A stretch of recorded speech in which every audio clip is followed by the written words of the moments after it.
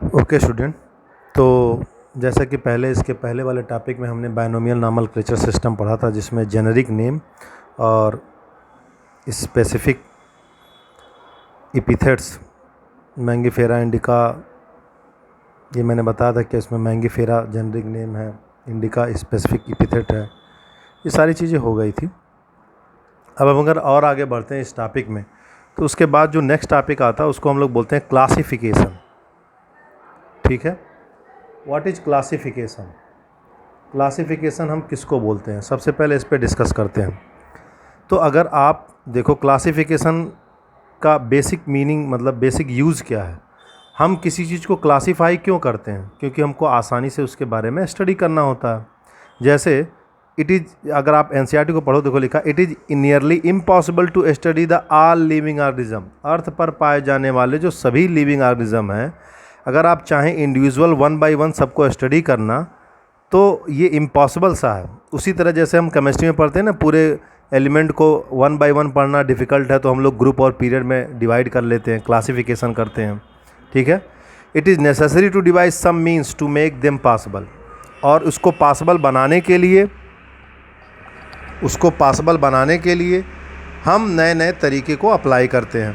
This process is called classification. और इस process को हम लोग क्या बोलते हैं? क्लासिफिकेशन बोलते हैं। Classification is the process by which anything is grouped into convenient category based on the some easily observable character. अब फिर मैं उसी बात पे आ गया, ऑब्जरेबल करेक्टर। आप क्लासीफाई किस तरीके से करेंगे? ये कोई केमिस्ट्री का एलिमेंट तो है नहीं, ये तो भाई ऑर्गेनिज्म है। तो एक ऑर्गेनिज्म के अंदर कुछ ऑब्जरेबल करेक्टर आप देखते हैं। जैसे आप कुत्ते को ले लो, चार पैर वाला है, ठीक है ना, दो कान है, दो आँख है, ठीक है ना, प्लस वो मैमल्स होते हैं। डॉग को अगर आप देख लो, मैमल्स है। कैट है, देखो, ठीक है ना। तो इस तरीके से आप मतलब किसी भी ऑर्गेनिज्म को देखते हो तो उसके अंदर कुछ ऑब्जरेबल कैरेक्टरिस्टिक आपको नज़र आती है, और उन्हीं ऑब्जरेबल कैरेक्टरिस्टिक के बेसिस पर हम उनको एक पर्टिकुलर ग्रुप में रखना चालू करते हैं। ठीक है, and this process is called classification. तो एक ऐसा process by which anything is grouped into convenient category on the basis of some observable character is known as classification. अब जैसे फॉर एग्जांपल ले लो, if we easily recognize the group such as plant animal. अभी आपसे कहा जाए plant, तो आपको पता चला भाई सारे जो प्लांट है उसमें आ गया। एनिमल, ठीक है भाई, सब एनिमल आ गया, गैर, डॉग, कैट, इंसेक्ट, सारे एनिमल आ गए। तो ये जो टर्म है, आपको जैसे ही आपके दिमाग में आता है प्लांट, तो सारे आपको प्लांट ही नज़र आने लगते हैं। अगर आपसे कहा जाए एनिमल, तो आप ऐसा नहीं है तो उस समय प्लांट के बारे में सोचेंगे। अगर आपसे कहा एनिमल के बारे में, तो आप एनिमल के बारे में सोचेंगे। अच्छा, क्या क्या पाया जाता है? ह्यूमन है, एनिमल किंगडम में आता है, काऊ है, डॉग है, कैट है, हार्स है, ये सारे एनिमल में आते हैं। तो इस तरीके से हम इन चीज़ों को क्या करते हैं, इमेजिन करते हैं माइंड में। What image do you see when you think a dog? देखो वही एनसीईआरटी में वही लिखा, जब आप डॉग को सोचते हो तो आपके इमेज में, आपके दिमाग में कौन सी इमेज छपती? Each one of us will see the dog, not cat. Now if we were think about Alsatian, we know that we are talking about. Similarly suppose we were to say mammals, इसी तरह अगर हम mammals के बारे में कहें तो we would of course think about animal with external ear, body hair, likewise in plant. If you talk about wheat, अगर मैमल्स के बारे में हम सोचते हैं तो मैमल्स के बारे में हम क्या सोचेंगे कि भाई उसके कान बाहर निकले होने चाहिए, बॉडी में हेयर होता है, ठीक है। मैमल्स, आप बताओ, मैमल्स आपको पता ही है ना, स्तनधारी को मैमल्स कहा जाता है। तो मैमल्स के बारे में कुछ ऑब्जरेबल कैरेक्टर है। लाइकवाइज इन प्लांट, अगर आप वीट के बारे में, वीट की तमाम वैरायटी है, बट वीट को अगर आप माइंड में रखते हो तो वीट प्लांट आपको नज़र आता है, गेहूं की बालियां और वो सारी चीज़ें। अगर राइस प्लांट आप कहेंगे तो ठीक है ना, तो राइस नज़र आएगा, ना वीट प्लांट, ना कि वीट प्लांट आपको नज़र आएगा। तो इस तरीके से dog, cat, mammals, wheat, rice, plant, animal are the convenient category. ये कन्वीनिएंट कैटेगरी है, और ये जो कन्वीनिएंट कैटेगरी है इसको हम स्टडी करने में यूज करते हैं। The scientific term for this category are known as taxa. इसी कैटेगरी को हम लोग क्या बोलते हैं? टेक्सा बोलते हैं। Here you must recognize that taxa can indicate category at very different level। और ये जो टेक्सा है वो डिफरेंट लेवल पर अलग अलग कैटेगरी को रिकॉग्नाइज भी किया जाता है। जैसे अगर हम लोग बोलें कि एनिमल्स, अब उस एनिमल में मैमल्स भी आते हैं, और वो मैमल्स मतलब डॉग भी एक मैमल्स है, तो डॉग एक कैटेगरी है। मैमल्स में भी डॉग को पढ़ा जाएगा, वो भी मैमल्स एक अलग कैटेगरी है। एनिमल्स में पढ़ा एनिमल एक कैटेगरी है। तो इस तरीके से चाहे मैमल्स कहो, एनिमल कहो, डॉग कहो, ये सब टैक्सा कहलाते हैं, एक अलग अलग कैटेगरी है। And these therefore animal, mammals and dog represent the taxa at different level. But ये जो लेवल ऑफ कैटेगरी है वो क्या है, लेवल इनका क्या होता है, अलग अलग होता है।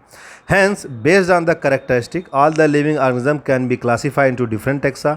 और इस तरीके से हम कह सकते हैं कैरेक्टरिस्टिक के बेसिस पर सभी लिविंग ऑर्गेनिज्म को अलग अलग टैक्सा में डिवाइड किया जाता है, बांटा जाता है, क्लासिफाई किया जाता है। And the process of classification is known as taxonomy. तो व्हाट इज टैक्सोनॉमी? टैक्सोनॉमी को हम कैसे डिफाइन करेंगे? What is taxonomy? So we can say that classification of different living organism into taxa, different taxa, classification of living organism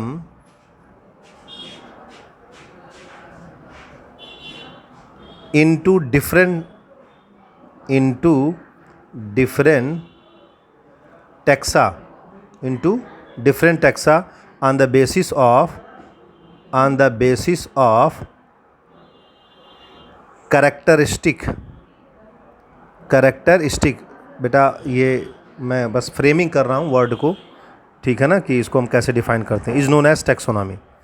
अब इनमें जो external और internal surface है along with the structure of cell development, मतलब अब ये जो तो कैटेगरी, आप पहले तो हम क्या करते थे, पहले हम इनके लिविंग ऑर्गेनिज्म को जो इनका जो क्लासिफिकेशन है ये ऑब्जर्वेबल कैरेक्टरिस्टिक के बेसिस पे करते थे। आगे चल के हम जब इनके बारे में और डिटेल नॉलेज हुई तो एक्सटर्नल स्ट्रक्चर क्या है इनका, किसी लिविंग ऑर्गेनिज्म का इंटरनल स्ट्रक्चर क्या है, सेल का स्ट्रक्चर क्या है, ठीक है ना, डेवलपमेंट प्रोसेस क्या है, इनके अंदर जो डेवलपमेंट प्रोसेस है वो डेवलपमेंट प्रोसेस क्या है, वो सारी चीज़ों के बारे में हम वन बाय वन स्टडी करते हैं। तो इस तरीके से अब हम कहेंगे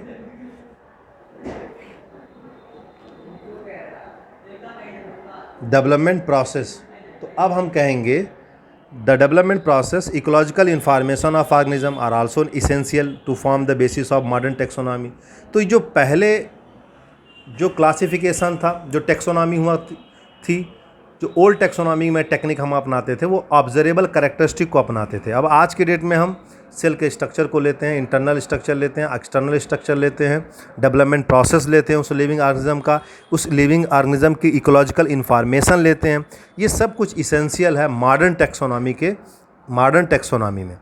hence characterisation, identification, classification and nomenclature are the process that are the basic of taxonomy.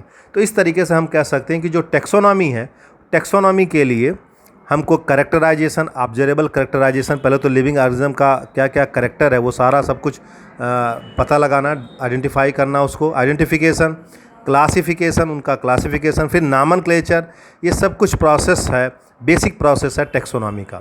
तो आप इस तरीके से टेक्सोनॉमी को आप समझ रहे होंगे। What is taxonomy is not something new. और अगर हम आप देखें तो ये पहले मतलब ये अभी के लिए नहीं है, जो पुराने हमारे एंसेस्टर थे, human being have always been interested in knowing more and more about various, जो एंसेस्टर थे हमारे पूर्वज, वो सब भी different type of living organism के बारे में जानने के लिए काफ़ी उत्सुक रहते थे, इंटरेस्टेड रहते थे वेरियस काइंड ऑफ ऑर्गेनिज्म के बारे में, ठीक है। ना कि केवल उनके बारे में जानते थे बल्कि उनका जो रिलेशन है, इंटर रिलेशन, उसके बारे में भी पढ़ते थे। Because they are basic need for the food, clothing, shelter, उन चीज़ों को खोजने के लिए, जो अपनी बेसिक नीड है उनको पूरा करने के लिए, चाहे वो फूड से रिलेटेड रही हो, चाहे वो क्लॉथ से रिलेटेड रही हो, चाहे वो शेल्टर से रिलेटेड रही हो, वो एंसेस्टर हमारे जो तो वो भी डिफरेंट लिविंग ऑर्गेनिज्म के बारे में वो लगातार उनके बारे में खोज करते रहे, पता लगाते रहे हैं और उनके बारे उनको लेकर के इंटरेस्टेड भी रहे। Not only interested in knowing more about different kind of organism.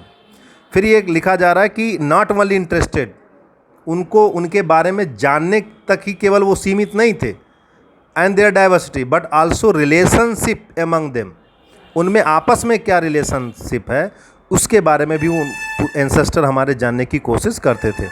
And the branch of study was refer to as, और ये जो inter relationship different living organism में स्टडी की जाती है इसको हम सिस्टमेटिक कहते हैं।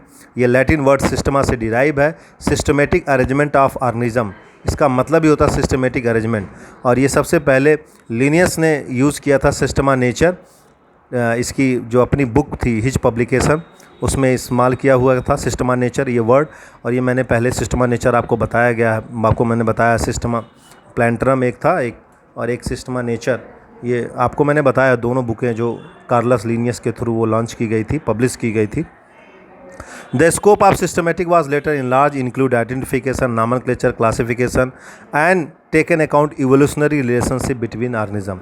और धीरे धीरे सिस्टमेटिक ये जो टर्म है इसका ब्रॉड ये इनलार्ज होता गया, इसमें आइडेंटिफिकेशन, नॉमेनक्लेचर, क्लासिफिकेशन इन सारी चीज़ों को इंक्लूड किया जाने लगा। और उनमें जो इवोल्यूशनरी रिलेशनशिप, आप देखो कभी कभी हम देखते हैं एक ऑर्गेनिज्म से दूसरा ऑर्गेनिज्म इवॉल्व हुआ है, उसी का रूप है, तो जेनेटिक लेवल पर भी हम इवोल्यूशनरी प्रोसेस को चेक करते हैं और इस लेवल पर भी हम चेक करते हैं, सेल बेसिस पर चेक करते हैं। तो ये सारी चीज़ें हैं जिसमें तो हमने अभी के लिए हमने टेक्सा पढ़ा, टेक्सोनॉमी पढ़ा, क्लासिफिकेशन पढ़ा, सिस्टमेटिक पढ़ा। आप बुक को अब वापस पढ़िएगा तो आई होप आपको पूरा समझ में आएगा। ओके बच्चों, तो अब हम next topic next video lecture से में पढ़ेंगे टेक्सोनॉमिक कैटेगरी, ठीक है। Okay, thanks.